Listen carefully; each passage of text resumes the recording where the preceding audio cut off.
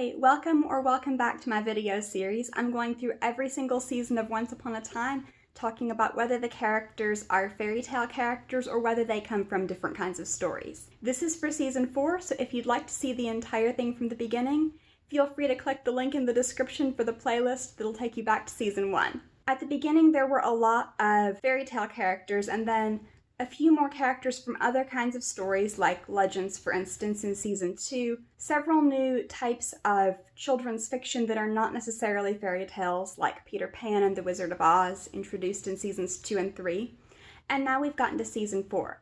And season 4 is where Frozen comes in, and now I get to talk about Frozen.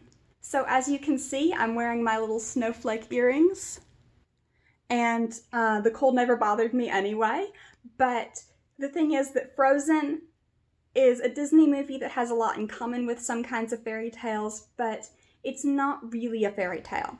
It's kind of loosely based on The Snow Queen, which is by the same author as The Little Mermaid. And The Snow Queen is what's called a literary fairy tale, but Frozen itself really isn't a fairy tale.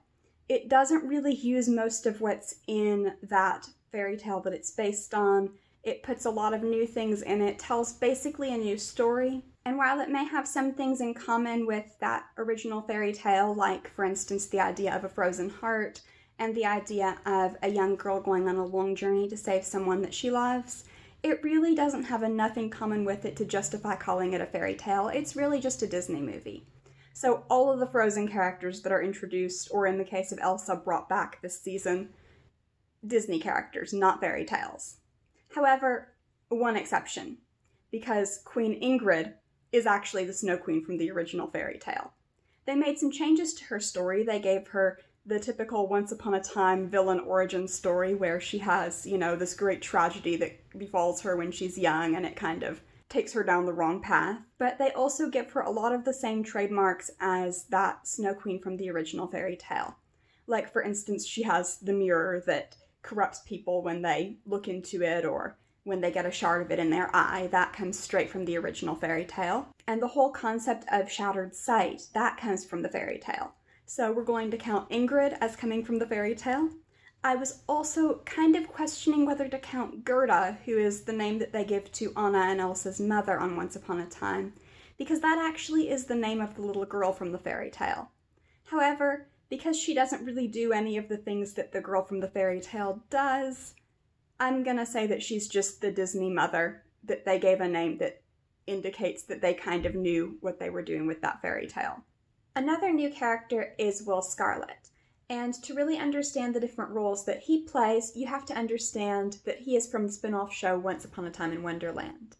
Now, Once Upon a Time in Wonderland doesn't make any claim of being about fairy tale characters, so I won't be doing it as part of this series because this is all about, are they really doing fairy tale characters, right? But he is a big part of that show, and you find out that he is, not only is he Will Scarlet from Robin Hood's Merry Men, but he also is the Knave of Hearts from Alice in Wonderland. And there's this whole story about him being in love with the Red Queen and Cora taking his heart so that she will become basically the evil Queen of Wonderland. Other new characters that are introduced, we meet Cruella de Vil, who you might think I'm going to say is just a Disney character, because she's clearly not from a fairy tale, right? We've already kind of established that fairy tales are old stories that are passed down through oral tradition. They take place once upon a time in a land far away. They usually involve some kind of magic, and 101 Dalmatians doesn't really fit those criteria. However, Cruella de Vil does come from originally a novel that Disney then adapted into the movie that everybody knows. And so it's a children's novel, so we're going to just call it children's literature, much like Peter Pan, Alice in Wonderland, and The Wizard of Oz. In this season, we also meet Poseidon. It's not really clear if he's meant to be the Greek god Poseidon, but since Zeus and Hades show up next season, we're going to give them the benefit of the doubt on that. We're going to say that he's from Greek mythology. And we meet his daughter Ursula. I'm just going to count Ursula as a Disney character.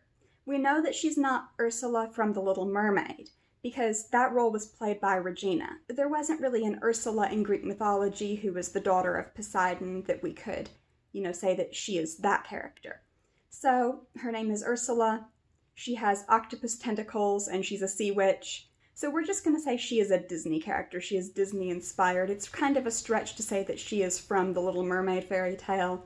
And it's also kind of a stretch to say that she's from Greek mythology. This is also the season where we meet Little Bo Peep, who is portrayed in this version as this evil warlord who's just kind of terrorizing the people around Charming's village. Little Bo Peep is also not a fairy tale character. She comes from the nursery rhyme Little Bo Peep. Little Bo Peep lost her sheep and didn't know where to find them and all of that.